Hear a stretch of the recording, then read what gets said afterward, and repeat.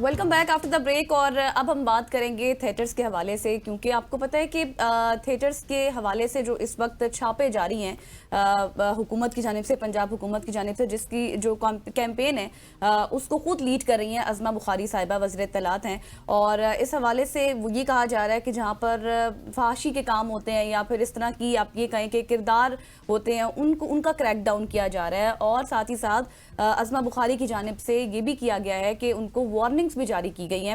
لیکن اصل مسئلہ ہے کیا, آج ہم جاننے کی کوشش کریں گے. تھیٹر آرٹسٹ ہمارے ساتھ موجود ہیں, انہی سے کہ معاملہ ہے کیا. بالکل, بڑے سینئر تھیٹر آرٹسٹ ہیں سلیم افندی صاحب ہمارے ساتھ موجود ہیں. Saleem, thank you so much for joining us. سب سے پہلے ہمیں بتائیے گا کہ ہمارے یہاں ہم نے دیکھا ہے کہ سب سے پہلے اگر تھیٹر کی بات کریں تو تھیٹر کسی بھی معاشرے کی پہچان ہوتا ہے. فلم انڈسٹری کو آپ نے دیکھا وہ کس طرح سے بدحالی کا شکار ہے, زبو حالی کا شکار ہے.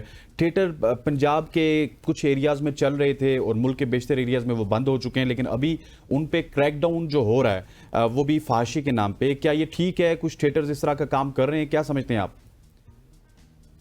بات یہ ہے کہ تھیٹر میں یہ کام تو کافی اب پرانا ہو گیا ہے جو آج کل ہو رہا ہے تھیٹر میں.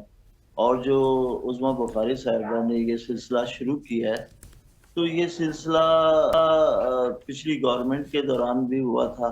جی, اور نگران سیٹ اپ کے ٹائم جو چوہان صاحب کر رہے تھے اس وقت وہ تھے منسٹر. لیکن یہ اس طرح ایک دن میں نہیں ہوگا اور نہ ایسا ہو سکتا ہے, کیوں کہ اتنی بڑی بڑی انویسٹمنٹ لوگوں کی ہے. وہ کہ میں اس تھیٹر کے خلاف ہوں جو تھیٹر یہ ہوتا ہے. ڈانس ہونا چاہیے, ہمارے کلچر کا حصہ بھی ہے. جیسے جو شادی بیاہ میں گانے ہوتے ہیں اس طرح کے گانے ہونے چاہیے. لیکن یہ جو لچر پن ہے اس کے میں خلاف ہوں. لیکن لوگوں کا روزگار بنا ہوا ہے یہ, اور یہ عظمہ بخاری صاحبہ جو کر رہی ہیں یہ کبھی بھی کامیاب نہیں ہوں گی اس کام میں. کیوں کہ یہ تو آرٹس کونسل کی ذمہ داری تھی پہلی. وہاں کی انتظامیہ ریہرسل دیکھنے جاتی, آ کے اوکے کی رپورٹ دے دیتی ہے, ٹھیک ہے نا. اب عظمہ بخاری ہر تھیٹر میں تو جا کے نہیں بیٹھیں گی نا کہ وہ چیک. پھر کمشنر جو ہوتا ہے اس کی بھی ذمہ داری ہوتی ہے اس شہر کی کہ اس کے شہر میں کیا ہو رہا ہے.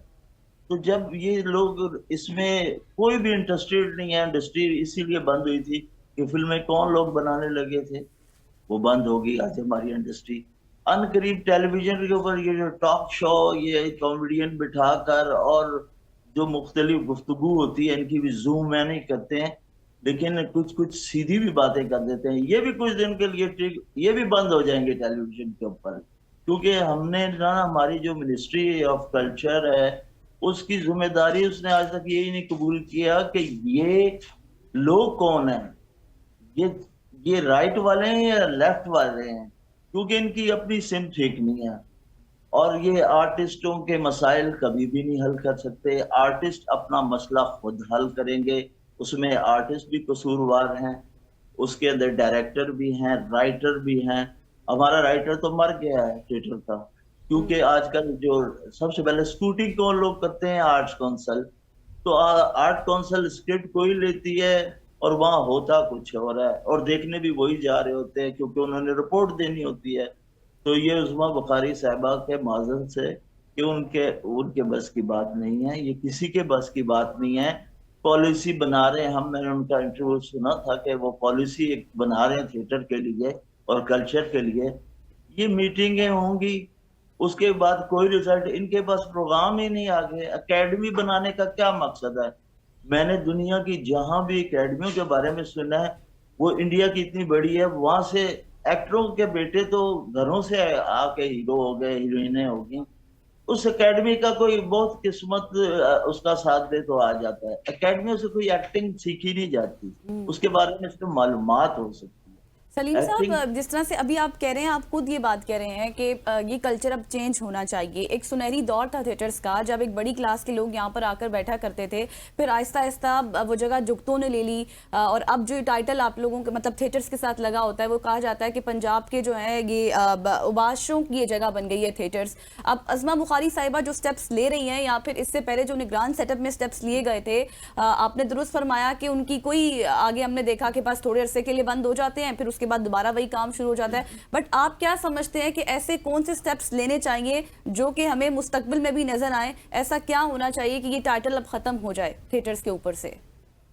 سب سے پہلے چاہے وہ پاکستان نیشنل کونسل ہو، فیڈرل کا ادارہ جو ہمارے آرٹ کو دنیا میں پرموٹ کرنے کا ادارہ ہے، ٹھیک ہے نا، اور ادھر جو آرٹس کونسل ہے پنجاب میں بنی ہوئی، جتنی آرٹس کونسلیں ہر جگہ پہ بنی ہیں، سب سے پہلے ان کی ذمہ داری ہے کہ یہ اسے جب یہ ریہرسل دیکھ رہے ہیں، ڈریس دیکھ رہے ہیں، اور یہ لیکن میں تو صرف اس کے لیے کچھ بھی نہیں ہوگا، کچھ بھی نہیں ہوگا۔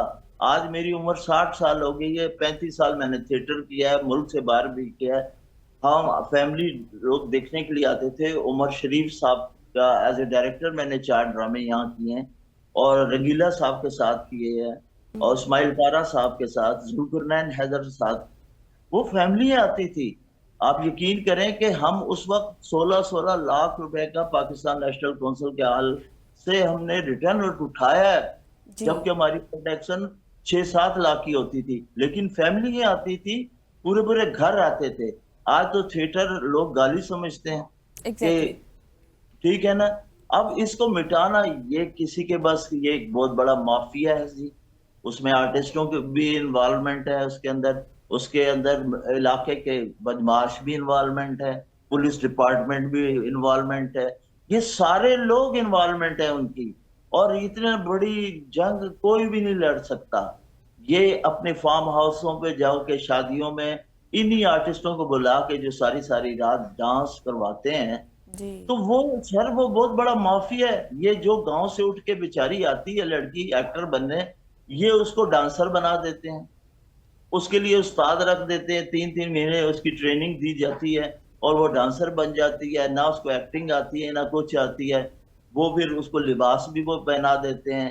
بس دیٹ از ویری ٹرو سلیم بھائی، کہ آپ نے کہا کہ ایکٹریس جو ہوتی ہیں ان کو بیسیکلی وہ ایکٹنگ کرنے آتی ہیں، ان کو ڈانسر بنا دیا جاتا ہے۔ یہ کہیں نہ کہیں آپ کے معاشرے کی بھی عکاسی کرتا ہے نا۔ معاشرہ پہلے وہاں پہ اپنے ذہنوں کو سکون کے لیے جاتا تھا، اب اپنی ہوس کے لیے تھیٹر کا رخ کرتا ہے۔ انفارچونیٹلی یہ بھی کہنا پڑے گا، اور جو ادبی خلا ہے اس کا بھی تھیٹر کے اوپر کافی زیادہ فرق پڑا ہے۔ سر دیکھیں نا، جن کی بات آپ کر رہے ہیں، یہ ہر شہر کے اندر سلیکٹڈ سے لوگ ہیں جو شام کو، یا ہمارے ملک میں کلب نہیں ہے نا، دبئی میں تو آپ کو پتا ہے کہ 200 کلب ہیں ہر لینگویج کا، وہاں تو لوگ وہاں جا کے ڈانس دیکھ آتے ہیں۔ وہاں کوئی کسی کو ہاتھ نہیں لگا سکتا، کوئی پیسہ نہیں پھینک سکتا۔ یا تو ہمارے اسٹیجوں پہ پیسے پھینکے جاتے ہیں، اس میں سے پھر ڈسٹریبیوشن کی جاتی ہے پیسوں کی، ٹھیک ہے نا۔ جو ڈانسر ہے وہ اپنے پیسے لے گی، جو اٹھائے گا۔ اب ایکٹر کو میں نہیں مانتا کہ یہ تو ویلیں اٹھانے والے ہیں۔ جیسے پہلے گانے والے جاتے تھے تو وہ ویلیں ہوتی تھی تو وہ ایک آدمی ساتھ لے جاتے تھے، وہ اٹھایا کرتے تھے پیسے۔ تو یہ تو وہ لوگ طبقہ آ گیا، لیکن ان کی اصلاح ایک دن میں نہیں ہوگی۔ ہم ایکٹروں کی بھی ذمہ داری یہی ہے کہ ہم نے اپنے آپ کو ٹھیک کرنا ہے، ہم نے حلال کرنا ہے یا حرام کرنا ہے، ٹھیک ہے۔ یہ ہماری بھی ذمہ داری بہت زیادہ ہے۔ بالکل بہت شکریہ سلیم صاحب، آپ نے میں جوائن کیا، اور آپ ایک بہت زبردست انہوں نے اسنین بات کی کہ یہ ہم سب انڈیویجول لیول پر ذمہ داری ہے کہ سب اپنے آپ کو خود ٹھیک کرے، اس کے بعد ہی آگے جتنی بھی پالیسیز ہیں یا جو سٹیپس لیے جا رہے ہیں ان کا کوئی فائدہ ہوگا۔ یہاں پر لیں گے ایک بریک کے بعد واپس آئیں گے۔ Stay with us.